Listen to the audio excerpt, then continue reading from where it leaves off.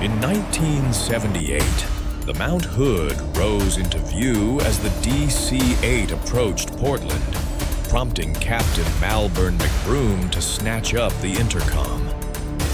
"For you folks on the right side of the aircraft," he said, "there's a great view of the night skiing on the mountain out the window." A little over an hour later, United Airlines Flight 173 crashed into a residential Portland neighborhood near the intersection of East Burnside and 157th Avenue. The plane had run out of fuel. In this video, we shall learn about the bravery, miscalculations, failed communications, and delayed decision-making that could have prevented this misfortune. Captain Malbern Macbroom, born 1st of December 1926 in Fannin, Texas, United States, to Roy Lee Macbroom and Emma Jewel Victory. As a boy, he had a decent upbringing with the joy and love of both parents. In his teenage years, disaster struck. Catastrophe started brewing in Europe as the German war machine and the Axis powers dragged the world into the World War II. During this time, Macbroom enlisted and joined the Army, where he was distinguished with several accomplishments, served selflessly, and retired as a World War II Navy veteran. Considering his expertise and experience as a pilot, he shortly after started a long career with United Airlines as a pilot, where he worked unwaveringly for close to 27 years. During his tenure, he was noted to be a brilliant captain and excellent pilot.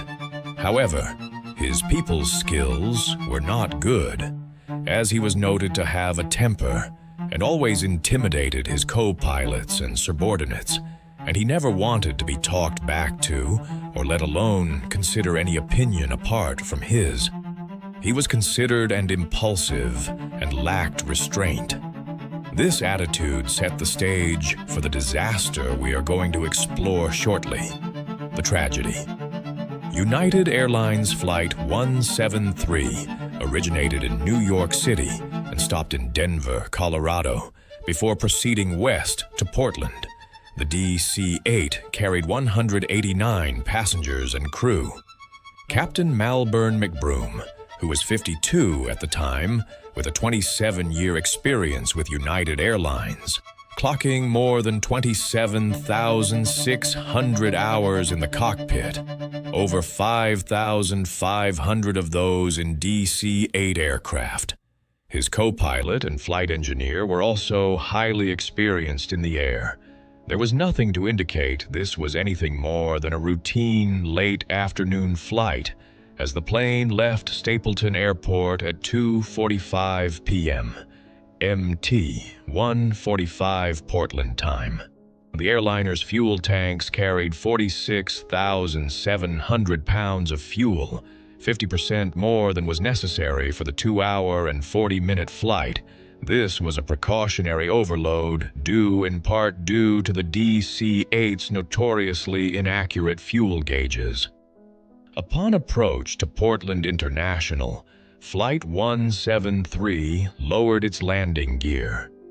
The right gear went down with a huge thud, heard throughout the aircraft, but indicator lights showing the landing gear as in place and locked failed to light up. It would turn out that the gear was locked in place, and the flight could have landed without incident. Captain Macbroom reported the problem to the Portland Tower and requested that 173 be allowed to circle the airport, while the crew wrestled with the problem. The flight continued to circle for more than an hour, with landing gear down and flaps at 15%. In other words, burning a lot of fuel.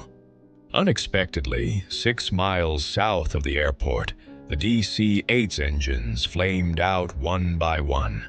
Flight 173 was out of fuel. Suddenly faced with the unthinkable, a crash landing. Panic swept through the cabin as the flight attendants issued instructions for a crash landing. Captain Macbroom desperately scanned the area below and ahead of his aircraft and spotted a dark area amongst all the neighborhood lights. Was it a park?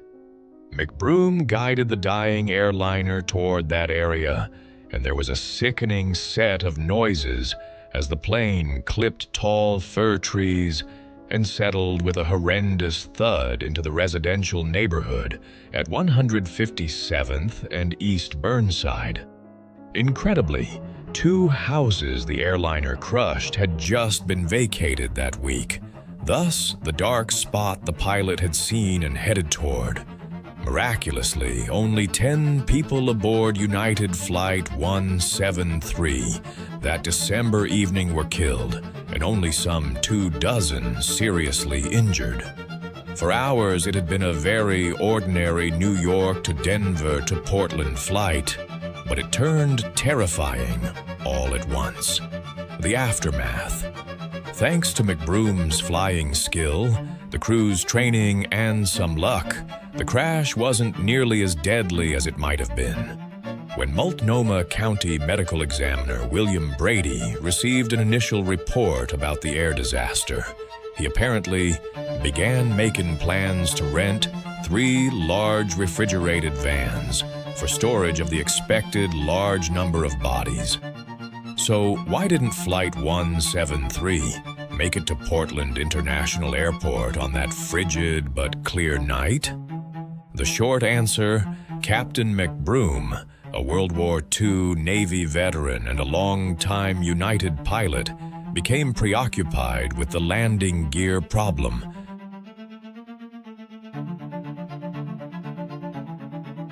When he deployed the wheels, a strange thump was heard, and the plane violently bucked. It turned out the right front landing gear had swung wildly when released, and the cockpit crew didn't know whether it had locked into place. As Macbroom, his co-pilot, and the flight engineer tried to figure out what was going on, they lost track of the plane's fuel, which, for a number of reasons, was burning at an accelerated rate. All the while, his co-pilot saw the fuel running low and said nothing, fearing Macbroom's bitter attitude if spoken to, especially in times of duress. Let us recall he was a veteran and had clocked thousands of flight hours, implying he knew what he was doing and was the most experienced to handle the issue. The trial 6 months later, the National Transportation Safety Board blamed pilot error for the crash, stating in its investigative report that the probable cause of the accident was the failure of the captain to monitor properly the aircraft's fuel state and to properly respond to the low fuel and the crew members' advisories regarding fuel state. His inattention resulted from preoccupation with a landing gear malfunction and preparations for a possible landing emergency. Captain Malburn Macbroom was ultimately fired in disgrace by United Airlines. Pilot license stripped, and his 27-year career was over. If Captain Macbroom had known the history of the rod failure. In the landing gear, retired FAA Inspector Frank Harrell said during a trial related to the crash, and maintenance had reassured him that the gear was safely locked down, and if dispatch had questioned his fuel state, the combined help just might have moved him out of the mental block he was so obviously in.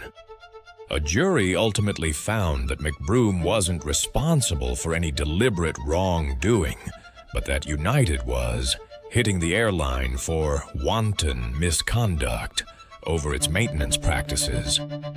Needless to say, commercial airlines aren't supposed to run out of fuel and smash into houses, and this could have been avoided if Macbroom could manage how he reacted to his feelings and was able to listen to his co-pilots to monitor the alarming fuel levels. This tragedy could have been avoided. Thanks, you have made it this far. Please hit the like and subscribe button.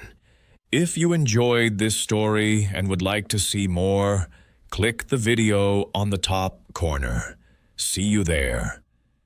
Bye for now.